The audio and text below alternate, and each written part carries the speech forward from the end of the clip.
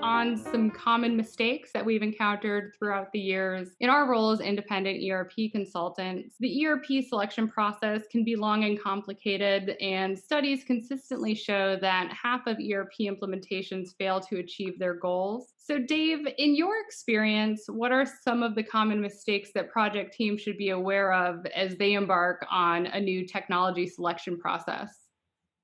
Hey, Kristen, that's a really great question. And yeah, actually, I think I'm close to 30 years of experience kind of in that space. A good portion of that came on the vendor side of the world. So it's kind of interesting. Hopefully, I can give you both perspectives, as it were.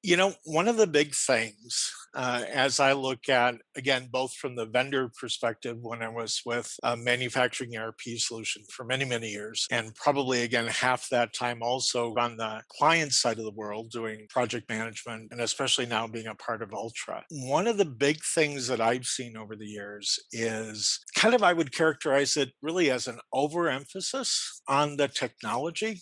And by that, I don't necessarily mean the platform that it's built on necessarily, or even the programming language, or whether it's cloud or on premise. But I kind of look at it more in terms of people really are focusing on sort of the feature function aspect of the solution, and maybe the clicks or the number of clicks that it takes to get through a particular process, and almost, kind of put more emphasis on the beauty of the application, maybe sometimes, as opposed to whether or not it fits their business. And so I would just, I guess, number one, caution people, right, that technology is definitely a strong consideration, but it's probably one of maybe five or six considerations when you actually look at it. What I would also say is that probably the most important consideration, rather than even the technology stack or maybe the feature function, is whether or not it fits your business process. I've seen many, many clients on both sides of the world come to the table not really understanding what their core business processes were all about. Or if they did, there were some real flaws. Maybe they were non-standard processes, whatever the case may be. Just this overemphasis on assuming that the technology solution is going to be the solution to all their problems when they may have organizational issues that have nothing to do with technology.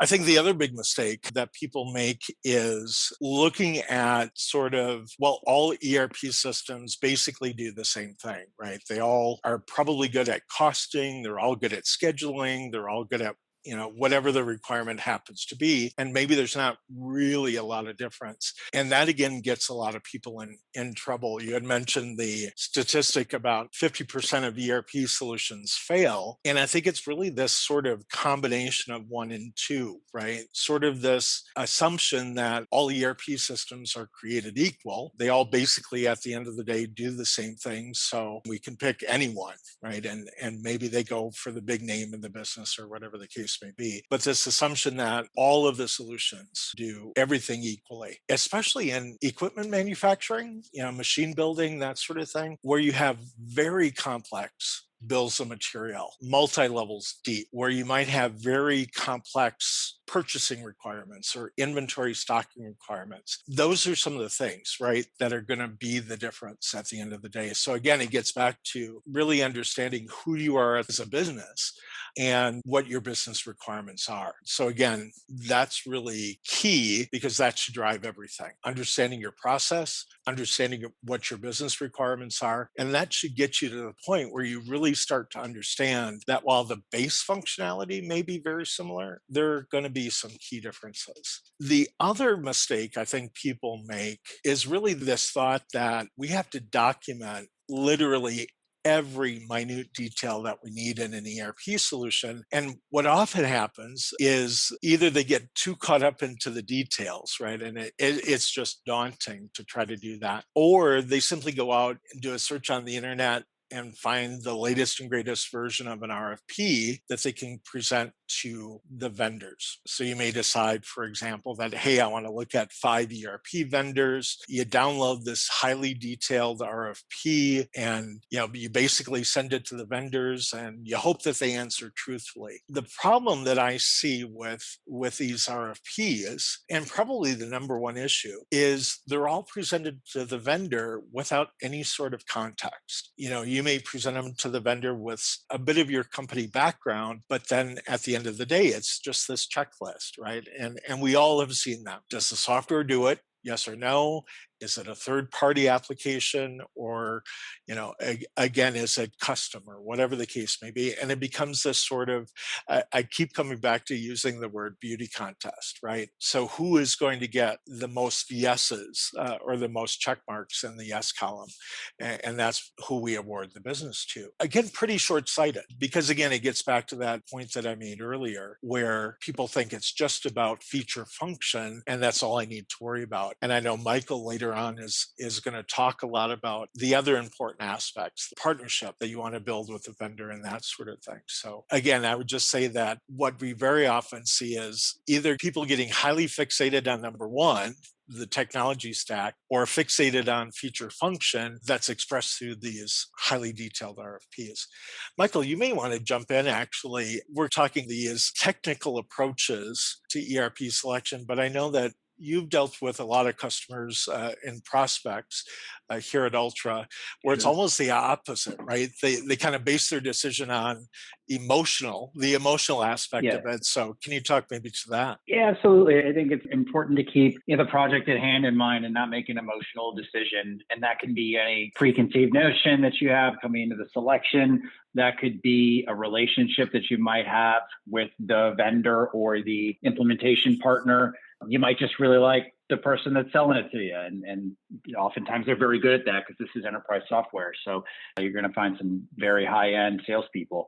It's important to keep in mind the goal, which is to select the best software for the business. You've got to keep in mind functionality and technology and their go-to-market strategy and the vision of their leadership, and not let the emotional aspect get in the way of what is a very important 15 to 20-year decision. Absolutely. And I remember back in the day, we used to, on the vendor side, always talk to the client or the prospect that you never want to go through this in a generation. I mean, this can literally bring a business almost to its knees if it doesn't approach these projects the right frame of mind and frame of reference. Right.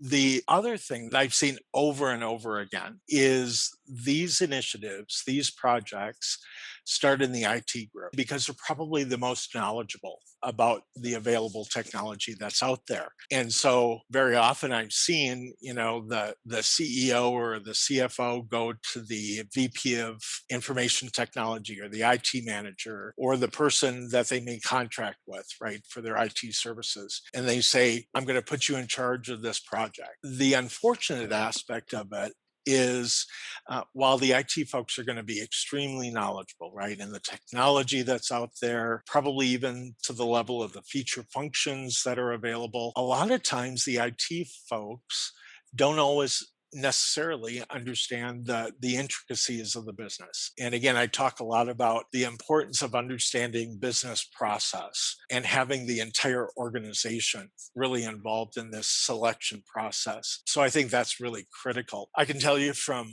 our standpoint here at Ultra, one of the ways that we ensure that companies approach this, not just as an IT project, is from the very beginning of our engagement with our clients, actually even before the formal engagement during the sales process. We talk about the concept and the importance of deploying cross-functional process teams. And so as part of our methodology, as part of our onboarding of the project, as it were, with our clients, one of the first things that we do to ensure that it's not just an IT project is ensure that we have cross-functional representation. Again, if you've been involved in either the sales process with one of our salespeople, or if you've gone through this process as one of our clients, you know that we're going to talk about work streams, design to deploy, opportunity to cash, procure to pay. And that's one of the ways that we ensure not only that all voices are heard, right, across the entire organization, but the issue is ultimately at the end of the day, every one of our business processes, no matter what it is, typically cross functional silos. And so maybe kind of right along with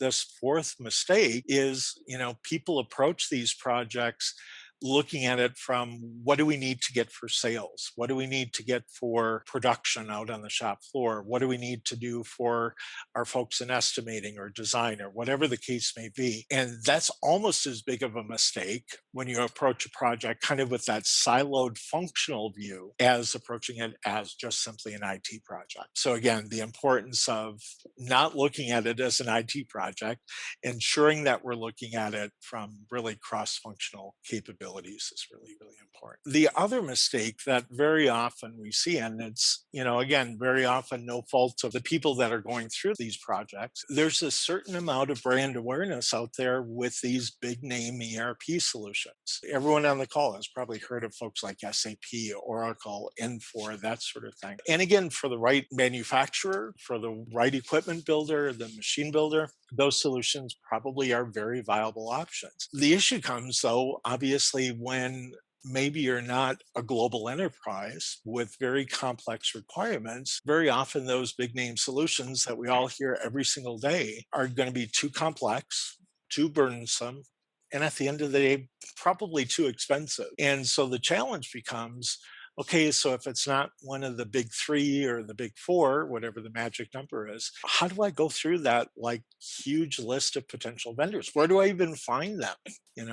How do I even know who they are? Michael, I know this comes up a lot in the projects that we typically work with. We definitely have tier one customers that would typically want to look at and should be looking at SAP and Oracle and, again, some of the big guys. How does the client go about kind of evaluating or even considering or even knowing about all the other vendors that might be out there? Yeah, that's a good question. And you're right. We've all heard of the SAPs and the Oracles of the world, and there's a reason that they have that market share, because they continually are putting out great products and making enhancements to the products that they have, and they're staying current on technology. They can kind of be everything to everybody. But that's not always the right approach for every company. Those companies will have different needs, requirements, budgets, depending on what kind of system they're coming off of. And you're right, it can be difficult to find detailed information on some of what we would consider tier twos or tier threes. There's a ton out there about the SAPs and Oracles and Microsofts of the world. But how do you learn about all of the other ones? And that's where a lot of the value work that we can provide to our customers comes in there based on our years of research and evaluating these organizations. One of the things that we look at is what's the culture of the client. If it's a smaller company with a leaner crew and they're coming off of a legacy system or a homegrown system, they probably are going to be a better fit for the tier twos and the tier threes. What we will do is provide an in-depth analysis of what the requirements are and match them to the vendors out there that are in those tier two and tier three segments. You've got vendors like Plex, who are very strong in automotive, and even some would consider them a tier one in automotive, but overall you consider them a tier two. They're also strong in plastics, and they've also opened up a food and beverage practice. You've got vendors like IQMS, which was recently purchased by Delmia, and they're very strong in plastics. So if you're a plastics organization and you're smaller, it makes a lot of sense to evaluate these tier threes. But how do you know that? How do you learn about that? There's not as much information out there about them. One of the key areas of focus for us is not just looking at the blue bloods, right, the ones that we all know about, but turning our clients on to some of the tier twos and tier threes that are still going to meet their business needs, are still going to meet the requirements, are still going to meet their technology needs, are going to be within their budget and probably lower their risk.